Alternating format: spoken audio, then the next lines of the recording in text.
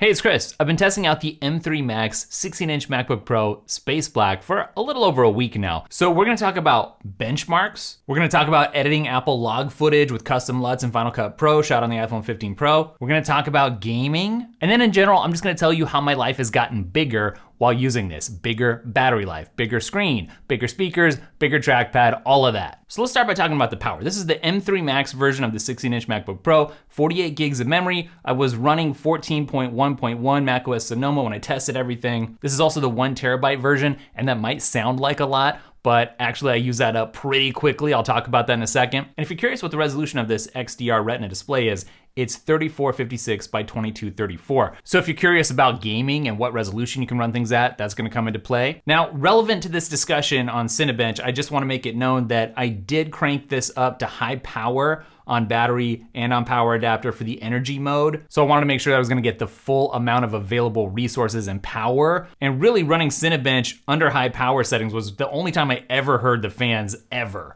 while testing this. It was pretty crazy to witness this machine rank first in GPU, in multi-core and single-core CPU scores. And feel free to pause if you want to take in all the details. But needless to say, this is the most capable Mac machine I've ever had my hands on. Now, I'm a tech YouTuber. That means by trade, I do some video editing. And I'm gonna be honest with you, if you're hoping to see a 20-minute 4K timeline with 50 compound clips and animations and keying and mass and a dozen audio layers and some 3D stuff thrown in, this is not gonna be the video for you because that is not my workflow and that's not how I use this machine. But I am interested in a machine that I can buy now and that's gonna last me a long time into the future. Okay, so here's some Apple log footage that I shot on the iPhone 15 Pro. You can see I've applied a custom LUT. I've done some color correction, messed around with the color wheels, and I also stabilized it. I slowed it down 25%, some optical flow just to make things really nice and smooth. So in terms of how it feels to be using this, yeah, it thinks when I apply some effects. It's not instantly done with every effect that I apply.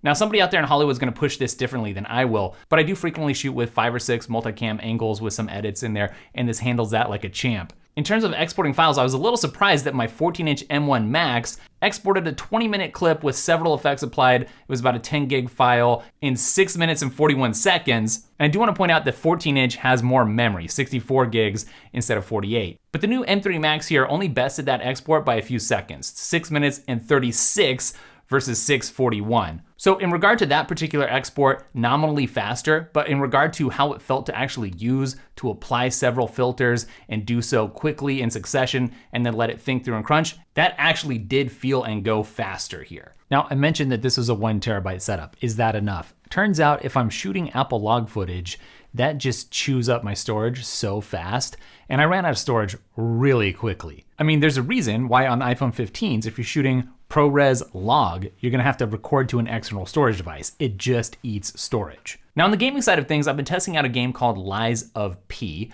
and this is a respectable game in terms of graphics. It was almost inconceivable a few years ago for someone to think that the same title could be released on PlayStation and Xbox and Mac OS all at the same time, like happened here. I wanna continue the game where I started just so you can see how fast it takes to load. Okay, it's loading right now, all the way up to 100 that quickly, so very quick to load up. And as I get into the game, you can see the textures are really great. The lighting is great, all the shading. Now, in terms of testing this out, here's the settings that I used when I was monitoring the testing, monitoring the frame rate. But as you can see, the gameplay is very detailed, very smooth at these settings. I'd say quite impressive. And in particular, this machine, I think, represents a significant step forward for Mac gaming. Now, I didn't max out the settings there, right? I could push the resolution, I could push the frames, I could push the quality. Well, here's what that looks like. Nice and smooth. Look at the shading, look at the detail. This is pretty awesome. No lag, right? Look at the reflection in the glass there. Extra details, the shading is amazing. I mean, with the full level of detail, I can even see the rain dripping in from this broken glass in the ceiling, which is pretty amazing. So if you're gonna play this on the Mac, on this particular Mac, you can turn this up and not feel like you're missing out on any of the details. Look at the hair versus maybe playing on a different console or even the PC. Now the fans are spinning up as I have this running right now on battery at high performance settings. That's to be expected, I guess, when you're pushing this many pixels and details with all this shading going on, but wow, it's quite a gaming experience, I'm gonna be honest. So I guess that's 2 times that I heard the fan spin up, when I was running Cinebench, number 1, and then number 2, when I cranked the game settings even higher than what I actually tested at. But during my normal usage and normal work, I never heard the fans. So I think that's important. The cooling in here is really top notch. In fact, as with all larger laptops, you're going to have more space to fit in a better cooling system. So the cooling here is going to be better, more efficient than the 14-inch. This is the most pro Mac that you can get, and pairing this with the iPad Pro and the iPhone Pro, it's just such a rich ecosystem experience. It just feels like the 3 of those devices add up to peak potential for a person in terms of what you can produce and output. And that's a good feeling. That's a powerful feeling. Now, whether you can make the most of your time with those, that's another thing. And you can check out my Learning to Be Productive course if you want to be even more powerful within your Apple ecosystem, whatever it is, whatever devices you're using. I'm gonna link that up if you wanna learn how to get more done in less time within the Apple ecosystem. I do wanna mention the fingerprints. During the unboxing, I was trying to get some fingerprints on, and I was amazed that I wasn't seeing any. After a week's worth of usage and carrying this around with me around the house and out to the coffee shop, putting it in my bag, taking it out of the bag, I can say, yeah, I mean, I do notice that it's been handled now at this point. And I'm not talking about the keyboard. Those always start to show finger oils. Now, technically, this is a laptop, but I would call it more of a desktop laptop. You can park it on the desk and it can do and handle anything that you basically would need a desktop to do or handle. Now, prior to this, I've been testing a Mac Studio at the desktop. That's sort of been my desktop setup. And I have to say, I like using this at the desk better. So this is much more powerful than the Mac Studio that I've been using, number 1. So there's that, the performance, but I just mean the experience of having this giant screen set up in front of my studio display and using the actual trackpad here and the actual keyboard and not having to use an external keyboard and trackpad or mouse. I think it's actually my favorite way of using a Mac at the desk. It wouldn't feel that way with the 14-inch, but this huge screen here is actually so much more usable and practical for somebody like me for multitasking, being able to work on something on such a bright screen. I love this setup. The keyboard is the keyboard at this point.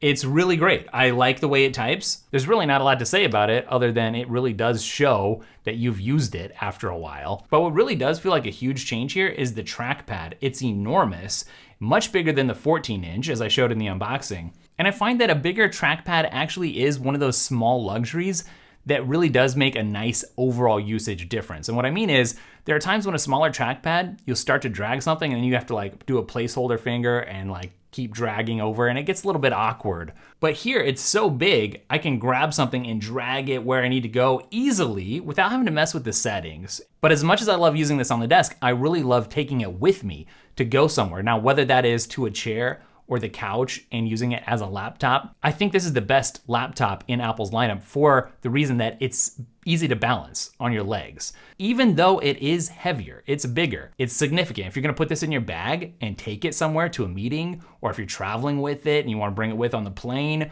or you just head into the coffee shop, I mean, it's heavy. That said, everything's a trade-off. With that weight, you get the bigger screen, you get the bigger battery life, you get the bigger speakers, the bigger trackpad, and I think I would choose this, the 16-inch, over the 14-inch if it was me and money was no object, because I really like those trade-offs. But your mileage is sure to vary, so that's very subjective. I do want to mention the speakers. So the speakers are physically bigger, they are louder than the 14-inch. And actually, because this thing's so versatile, it didn't just stay parked at my desk all week. I did actually take this out, and there were several times when I was presenting something to somebody else and wanted to show them on the screen where I was able to crank up the sound and it was room filling. It was like having a thunderous HomePod, a giant HomePod. It almost felt like 2 HomePods. It's so loud, the sound is so rich. Now I'm exaggerating a little bit with the 2 HomePod thing, but it's amazingly loud, big, room filling sound. And that does come in useful, like I said, when you're presenting somebody to somebody in person. This screen is amazing. It is so bright that there were times when I actually turned it down. That's weird for me because usually I'm cranking things all the way up. So I had the studio display turned all the way up and this turned down a couple of notches because it was just that bright. Now I like that brightness because it really makes images just pop off the screen. You can really see those details really nicely. So the screen is another area where there's just no disappointments, especially when it comes to multitasking. When you are mobile, there's a reason why you're bringing this with you, right? And mostly it's the screen and the battery. And from a productivity perspective, there does just come a point where more space is more space and being able to have something like Freeform up over on the left and see more of a board while I'm also referencing it and typing over on the right, for instance, which is something that I do all the time. That really has been nice. I mean, luxurious is one way to describe it, but also just useful. It's just brute force useful to have a little bit extra space. Now I'm gonna continue living with this, testing it. Let me know specifically what questions you have about it, what you want me to test, what answers I can get to you. It's not hyperbole to say, I really have trouble finding fault with this other than the weight, but that's to be expected. The battery life's amazing, the screen is amazing, you get what you pay for, and what you get here is just something that's incredibly hard to argue with and fault. Someone out there is nitpicking and trying to paint it in some sort of bad light to get some views. Just from a workhorse perspective, like, this is the thing, this is it. I would get this over any sort of desktop Mac, like the Studio or the Mac Mini. I would get this over any other laptop. So that's it for this initial review. I hope you found it really insightful and useful, and I'll catch you in the next video. Later.